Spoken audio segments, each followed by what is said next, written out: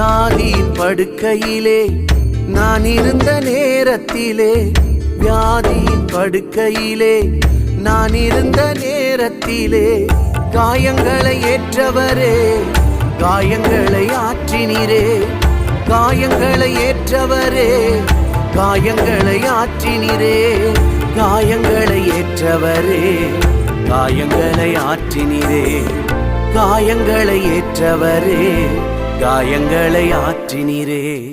யாரும் இல்லை என்று நான் அழுத போது, தாயைப் போல என்னை தேடி வந்த தெய்வம் இயேசுதான், என் இயேசுதான், இயேசுதான், என் இயேசுதான்.